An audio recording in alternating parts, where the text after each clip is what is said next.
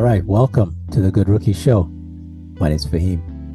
My name is Nelly J, y'all, and we are Good Rookie. That's right. What's going on, everybody? Happy Good Tuesday, and guess what? It's the Good Rookie Show. Yep. What's going on, y'all? As you know, we're your hosts coming to you from Toronto, Canada, the 6th. Hello. And guys, we're so excited, of course, to speak with our fam, our Good Rookies fam. Faheem, you know how they do, very supportive.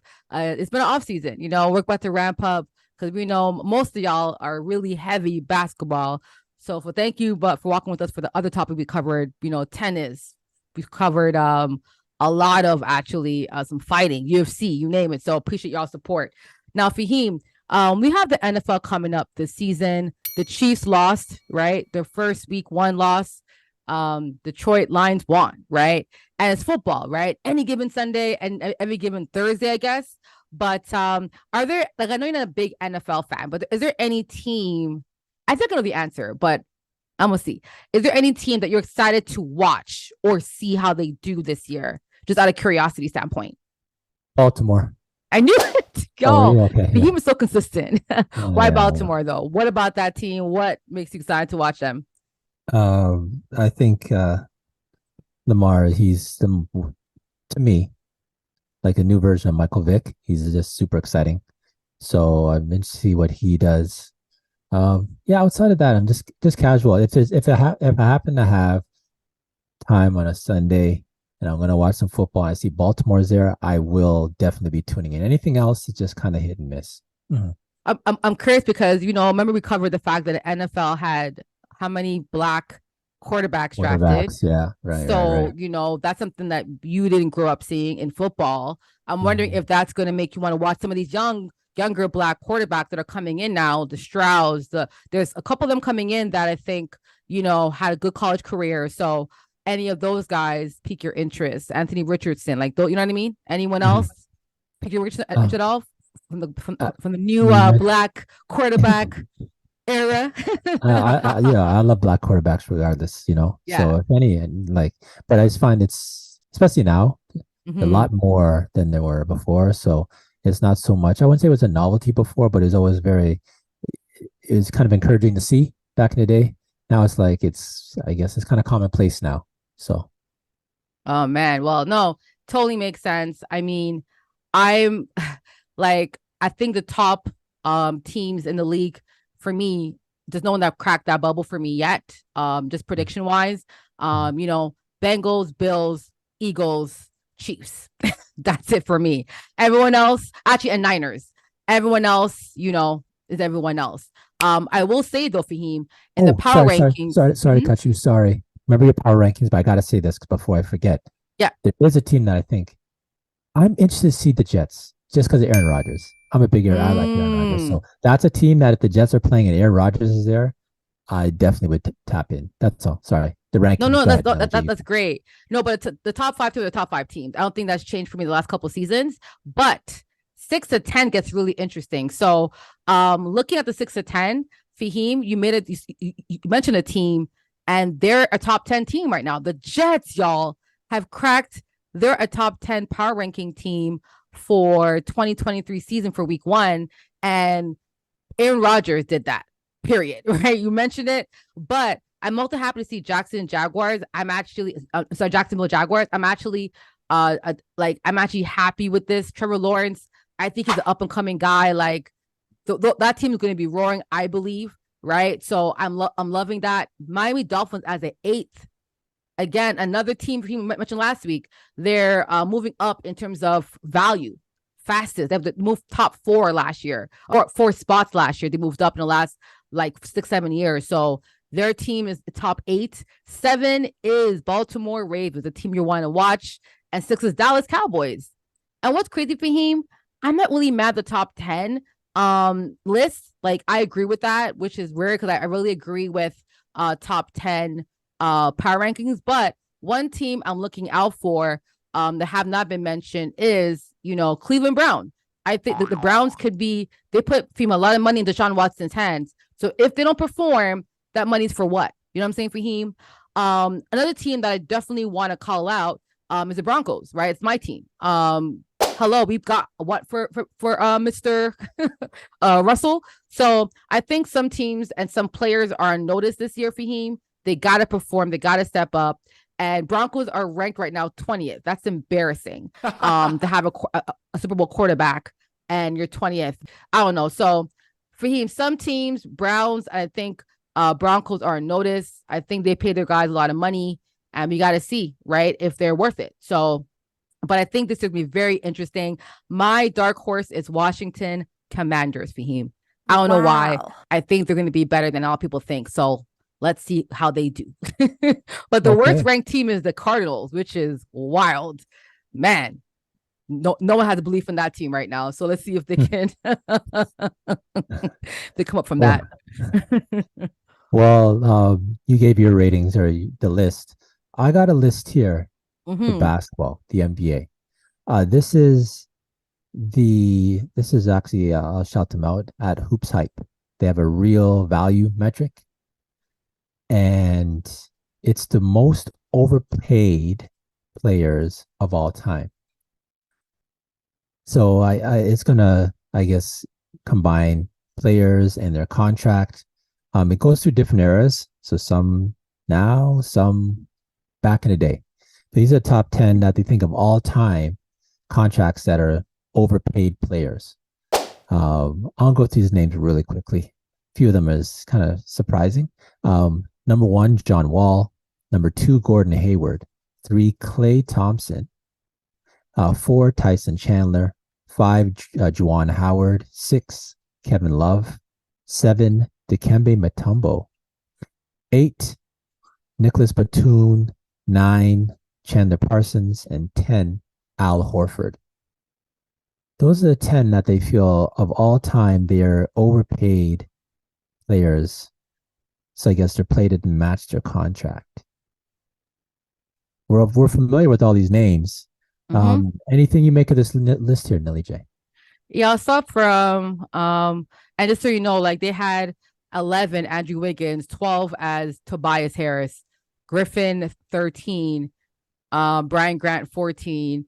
They had even Kevin Garnett as 15. Most like I had to go down this list. It's just like I'm not even buying it. Okay, but first of all, Mutombo. The reason behind not having him is because he didn't really have an offensive game. That wasn't why he was being paid.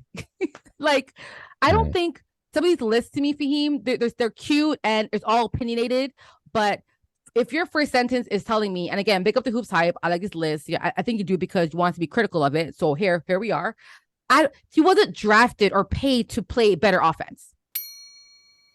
So just because he didn't become a better offensive threat doesn't mean that he didn't get paid. Well, I think he got paid, not overpaid at all, because Mutombo, to me, Faheem, is like a better Rudy Gobert modern day. And if he was playing right now, he'd be a max contract player, like Rudy Gobert, like any great big that can do that can block. You know what I'm saying? Play in the post. Like, what are we doing here, y'all? You know what I'm saying? So I don't think it's overpaid at all. I don't think he was paid to play offense. He was paid to play defense, and he did that really, really well. So I think that's cap. He was number 7. Okay, Mhm. before you get off Mutombo, let me just punch Yes, this in real quick, for okay? sure. Of course, you got it. Okay, so how could he be overpaid? Because they're talking about career. It was like a time frame. They're saying for his career, they felt he's overpaid. How was he overpaid when he was an all-star 8 times? Yes. He was an all NBA team player, second team, and he is a third team twice. So that's 3 times he's an all NBA team player. 4-time NBA Defensive Player of the Year. 3-time all defense first team, 3-time second team all defense. He led the league in rebounds twice, led the league in blocks 3 times. Like, what are we doing here? Yeah. And How? again, for me, it's like, dude, like, were you alive watching this guy live play? Right. Like, I'm not questioning, but like, you can't just say just because numbers and metrics, and this is when analytics does a really bad job. I'm Right. not sure if to look at the numbers and going, oh, they're overpaid. But at that time, what he was doing was a top paid player salary. Right. Period. Yo, Yeah. Triple J right now, Faheem, is the max contract player. You know what I'm saying? Like, at the end of Mhm. the day, top big men in basketball always get the max contract.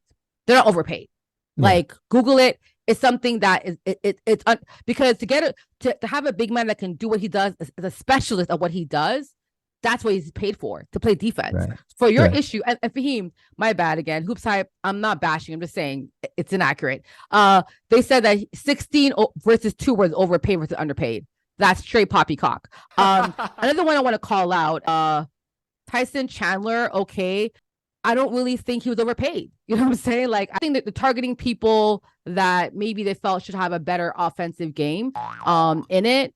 I think he was paid per market. I don't think Fahim, back to your recollection, do you think he was like, oh my gosh, paid so much money versus other guys? He was a DPOY player, Hmm. all Hmm. defensive player, all NBA team player, right? Like, especially when he played for him, defense mattered in the NBA. Defensive players actually mattered. So I'm just not sure. Again, the reasoning. Were you alive? Were you watching this live? I do agree though. Again, I don't think Klay Thompson was overpaid as well either. I don't. I disagree with that. I think Klay was rightfully paid. I think he was, again, argument. People call him the second best shooter of all time. Shooter. I think what he did for them in the playoffs in critical moments when people weren't playing their best, he was a guy that Steph and Draymond could rely on, Hmm. right?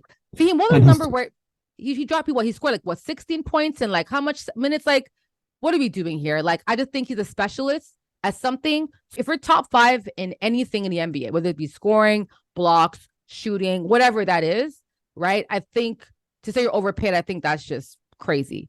Gordon hmm Hayward, I can see why, because he was injured, and John Wall injury, I can see why they may think that. But even when in his prime, he was great. But yes, Washington Wizards, they paid him a lot of money because they want to hold on to a star and they're hoping he can come back and play. It didn't pan out. It was a risk, right?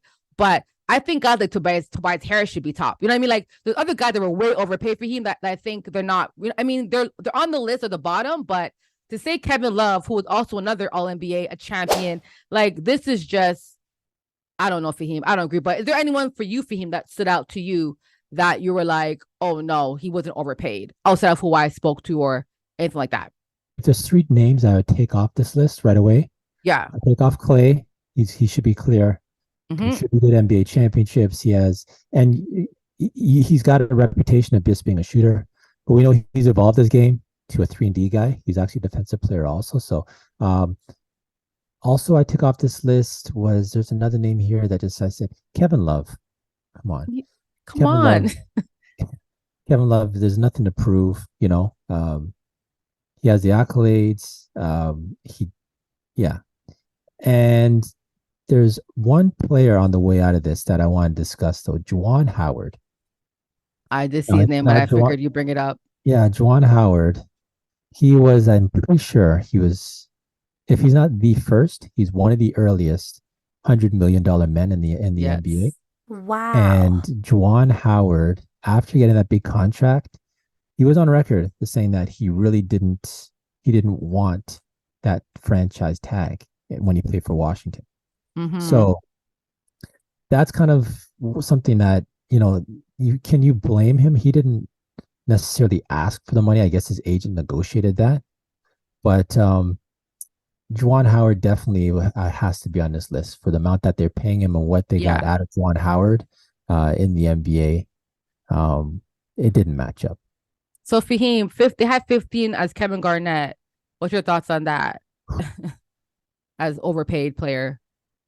What's that word you said? Poppycock? Poppycock. Yes. Nonsense. Kevin Garnett, come on, he's top I'll, 5 in I'll his roll with that one. position. Like, come on, what are we doing? Faheem, Yeah. another one I want to bring up because he's Canadian. Andrew Wiggins. And I guess they're saying 5 versus 4. So 5 seasons overpaid versus 4. Do you think he was overpaid? I'm Keep just in thinking. mind, I'm just his thinking. value was he earned 33.6 million. Your thoughts? Yeah, go ahead, Faheem. Yeah, no. And this is an honest question because I'm really not sure. Mm-hmm. Outside of the All-Star game, does he have any accolades? Obviously, Well, like all rookie well, teams keep in as mind, right? well. Being paid is not reliant on accolades, right? Being Right. paid is No, but reliant I'm just on trying to keep that same energy in regards to like if you have some kind of accolades, I would I think keep you clear of because you've done something to earn that. So I'm just but keep in wondering. mind, like his salaries, for example, like MPJ, Michael Porter Jr., Mhm. it has no accolades, not an all-star game, but he was maxed out. You know what I'm saying? So like in NBA, getting max money isn't reliant on accolades, it's reliant on the team showing that we're going to invest in you. But his Mhm. accolade was Rookie of the Year in Yeah. 2015, Right. All NBA Rookie First Team, Rising Right. Stars Challenge MVP of the game, NBA All Star, and NBA Champion. So Okay. if you're the Perfect. Rookie of the Year, and I think if especially his athletic ability, you cannot not pay him. You know what I'm saying? Like you're acting like he's like most. I mean, I don't think he's a leader and like like he's drafted number 1, but I think like a lot of number 1 draft picks. Like if you're have a lot of talent and like you're outshining guys in your class, you're gonna get paid the money regardless of what we think of that person, because it's all relative to your class, right? All relative to the talent of the NBA at that time, right? And I think just smaller market teams pay him, but I don't, in my opinion, I don't think he's been overpaid, to be honest. Like, if you got money like Pascal or like John Wall, the argument's there, but he's not even top 10 paid in the NBA right now. You know what I'm saying? Or hasn't been top 10 paid, right? It's always been the Stephs, the LeBrons, Westbrooks, like he hasn't even cracked that, right? So that's why I'm saying John Wall was top 10 paid, and he did what he did on the bench, Right. driving from the team. So I don't know. I think overpaid to me is like you're so overpaid, but the production is not matching that. I think Right. Andrew Wiggins' numbers have been good. They haven't been terrible, but people wanted him to be like LeBron level. Remember, he was the Maple Jordan to your point last week. So I think So maybe it was let me throw it we back to you wanted him to then. be So Jordan like, do you think his production matched his contract? Let me. Well, look at his contract value, like when it came out, because the signing, like like in Okay. NFL, right? Faheem, when you sign matters, right? Like that's why Fred VanVleet's getting paid 40 million. I think he's overpaid. Period. You know what I'm saying? But hey, here we are. So I Well, while have you're to look looking at that when he up, signed his contract. yeah, that's fine. While you're looking that up, I just clarify. Juwan Howard he became the first player in NBA history to sign a contract worth more than $100 million. So maybe someone might have had $100 million before. He's the first one to get more. He had a 7-year, $105 million contract with Washington Bullets, by the way. Okay, Yeah. good breakdown. So I'm looking at Andrew Wiggins' contract. So he signed a 4-year contract recently, 24 mil. Hmm. Oh, sorry, 27. Yeah, yeah. So it was 24 mil a year. That to me is what he should be getting. 24 million. That like OG's getting 21 mil. So him getting 24 million, I don't think that's crazy. Right now for guaranteed each year. And then of course with bonus stuff like that, it will go up. But 24, and I think in year 2027 season ending, he could earn he'll be guaranteed 30 million. But by 2027, remember we saw the numbers of like Jalen Brown and Tatum coming up. Like 30 million is going to be like the middle of the pack. You know what I'm saying? Um, but in looking at his first year contract, he was getting paid 16 million. And then 2018 to 2022, he signed a 5-year, 147 million, and he averaged 29. And that ended in 2022. And I think that's fair because Pascal is getting paid more than him. And what he did in the finals, what Pascal did for us. And so him getting paid less than Pascal is 29 million, and him like almost averaging like what he had 17 rebounds one game in the final. Like he was pivotal for them against Boston and the playoffs last year. Yeah, I definitely think it. I definitely think I think what he's produced, looking at other guys in the league, I think it's not overly inflated to me, to be honest. Okay. I don't think so. Yeah. And just so you know, Cool. Faheem, his first 3 years in the league, his average salary was 6 million Well, to 2017. the it averages out. That's fair. Right. So That's like fair. like now if it's getting like Faheem, now if it's getting paid like 35 million the last 5 years, yeah, overpaid. But 29 million average, I don't think that's overpaid. I think that's pretty much market value for him for his talent. Okay. So All right. Well, let's see if we get anything update on this. Let's start with salaries now. I wonder what they have. If they'll make a list for this year, at the end of this year. Maybe we should make something like that. Look at see people who because these big contracts are coming on this off season, right? Be interested Mm-hmm. to see how these big contracts if players are living up to it this season. Um, Yes, we can definitely do a good rookies. mm, Like was it a good idea or not? Was it a right. was it a good idea? Hashtag was it a good idea to pay these guys? Man, we're gonna see for him. We gonna see. You know what I'm All right, saying? Nelly J. What we had to for the culture. For the culture, we like to highlight individuals for the culture. And today we get to highlight Toronto Raptors' very own two-time All NBA, you know what I'm saying, player, NBA champ, you know what I'm saying, Mr. Oh, and two-time NBA All-Star. Hello, know his name, Pascal Siakam. So Pascal Siakam, y'all. Like, first of all, big up to Pascal. He's getting paid 29 mil right now. The last couple seasons. I think he's at 30 now. So we're curious to see what he does. But we want to highlight him for what he's doing for the culture. So he's been in a lot of rumor mills, but we want to take the time to stop all the gossip and talk about Pascal and what he's done. So this summer, Pascal partnered with the University of New Brunswick. So folks that aren't Canadian, New Brunswick is a province, which equates to a state to y'all, and it's on the east side of Canada. It's like I think their time zone is called Atlantic time zone, so they're an hour ahead of us. You know what I'm saying? But he's partnering with them, and the goal is to help students from Cameroon, and he's teaming up with McKenna Institute to help those students from Cameroon at University of New Brunswick, which I think is amazing. So, first of all, Faheem, a lot of international students come over here to study in Canada. So Pascal has his PS43 Foundation, and with the UNB's McKenna Institute and the River Phillip Foundation, they're putting together 200,000 towards a new tech-focused scholarship to students from his birth country. So, Woo! so for me, Faheem, I think that's why he's for the culture. Every year he does something really cool in Canada around education, around high schools. I think last year did a backpack drive. I remember he did like a whole technology program with a high school in Toronto that's known to not have a lot of resources. So he got them all like laptops and all this stuff. So he's all doing amazing things for him, I think, towards students and education. So Faheem, what's your thoughts on him? And first of all, Faheem, he did quote and say that my dad told me that as a player, an injury can end your career before it even starts. But the one thing no one can take away from you is your education. That's why our foundation is focused on supporting the dreams and aspirations of students. And honestly, Faheem, they have been doing that every year. So I love it. So Faheem, what's your thoughts on Siakam supporting and helping this tech focused scholarship program?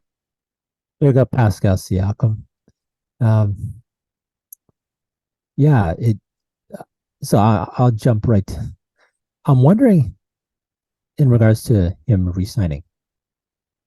Wonder if that's kind of like leading toward the fact that he's happy, clearly happy here. Because ultimately he's good. He's a free agent, right? He's not yet. He'll be free agent Not at the yet. end of the season. At the No. end of the season. Yeah. Okay. But keep in mind, So Faheem, Fred Van Vliet was doing programs up until Nick Nurse had a program that was launched in the summertime, and he went to the Philadelphia, right? Like their okay. foundations operate Right. separately from their who like what's happening at work. Like Right. these scholarships are typically created and researched and designed like a year prior to it being announced. So I Mm. don't think this is affecting anything when it comes to his job. This So is there's more nothing to like look I want into to here in support. regards to him. You think, okay, that's No, fair. yeah, no. This is a separate initiative, right? They've been doing this Mm. throughout like him being here. So it's Mhm. not like it's out of the norm. This is something he's been doing. And even to have this in place, it takes time to even get this type of paperwork, like approval process, like how do we select these scholarships? Like who qualified? Like so much goes in the background that this isn't like, okay, I'm not signed, so now I'm going to do a scholarship. I think this is something just separated. And I think he's really passionate about supporting students, especially Mhm. especially kids in tech. Mhm. That's been his entire like I would say his mission since he's been here. So which is pretty That's cool. dope. And it's from kids from his country back home. Mm-hmm. So I mean, It's big. It's big. Shout out to Pascal. Yeah, no, for sure. And again, like I know the NBA is really good for about this, but Pascal, big up to you. Thank you for always contributing to Toronto, to students, to tech, and making sure that those that are not getting those resources given to them due to lack of having the privilege, you're always donating and acknowledging the gaps that we have in our in society, especially in Canada. Mm-hmm. So yeah, big up to you, Pascal. And yeah, I cannot wait to see you mash it up this year because I feel like you have a lot to prove. So not a lot to prove. You've been doing it, but I feel like I think this year is gonna be a really good year for you and the Raptors. So I'm gonna put it out there. Ha. Got some positive energy. So shout out to Pascal Siakam once again. But Nelly J, let's close this out with our last segment. That's absurd. That's absurd, Faheem, bro. What was absurd this week? What was absurd? An NBA ref has been accused of a burner account. And while under investigation, he's chosen to retire and resign from refereeing going forward. Woo. Eric Lewis, absurd. Absurd. Yo, Faheem, listen, man. The guilty conscience came out, man. He was like, I'm so guilty. And for him, because he retired, the NBA ended the investigation. that's like like when presidents are like doing some BS and they pull out, you know what? We're just gonna like retire. We're just not even gonna run second. Like we're just gonna leave. Like he Right. said, you know what? I ain't doing that. But Faheem, how are you caught like with a burner account? Like what? Guys, I get it, right? Older folks, seasoned folks, burner accounts can be tracked. Okay, especially if you're gonna talk about or have similar like no one's the Eric Lewis dad, Faheem. Like if you're a basketball fan, right? There's no one out there defending referees like that. You know what I'm saying? Like no one does that. It's not a thing. It's not a thing.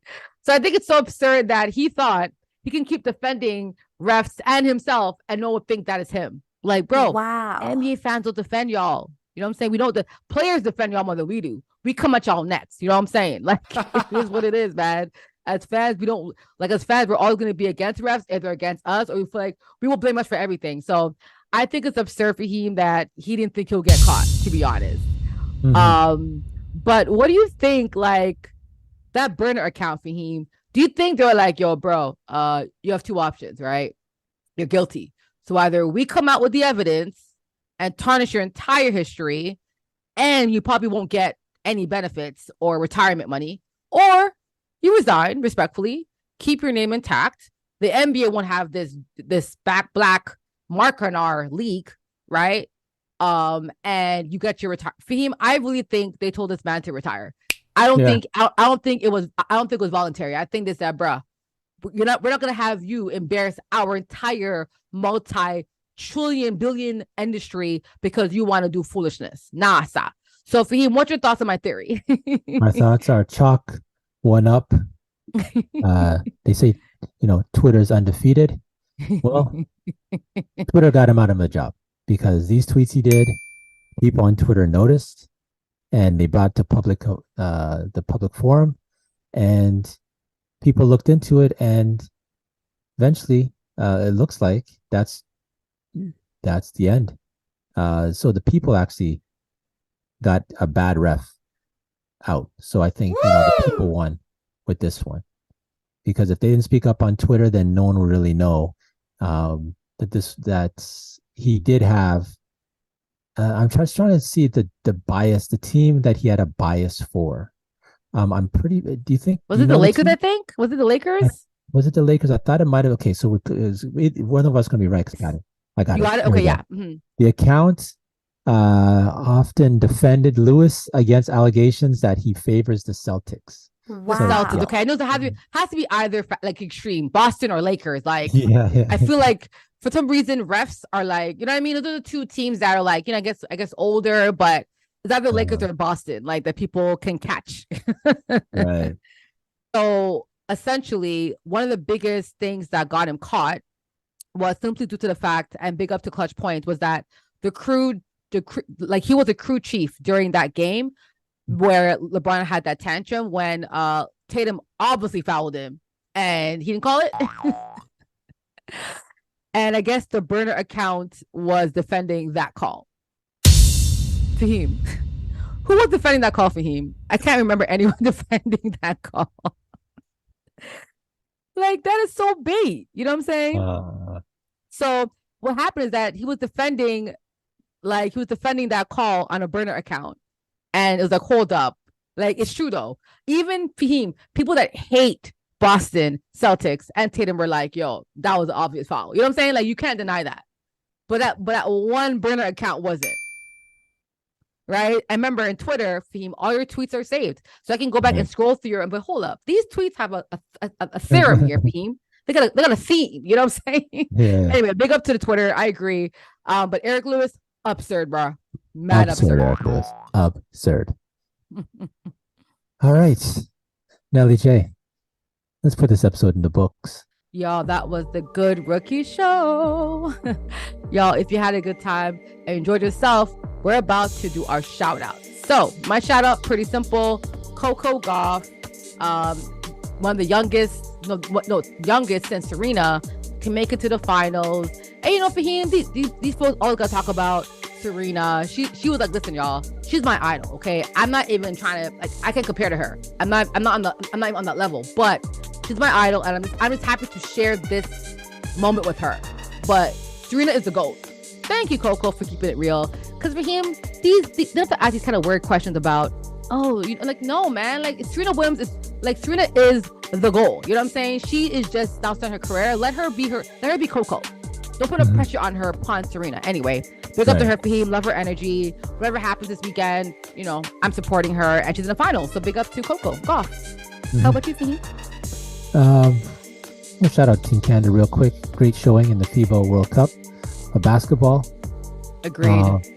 Yeah, shout out to Team Canada. Something to look forward to when we come to the Olympics. Agreed. And Faheem, this is the best the program has ever done in history, which is crazy for the men's side. And more people to come, possibly. We'll let's go. All right. Nelly J, let's put in the books then. Y'all, that was a Good Rookie Show. If you had a good time and enjoyed yourself, please like and subscribe and tell a friend. Faheem. On all platforms, if you're looking for us, you know what it is. It's a Good Rookie Show. And we out.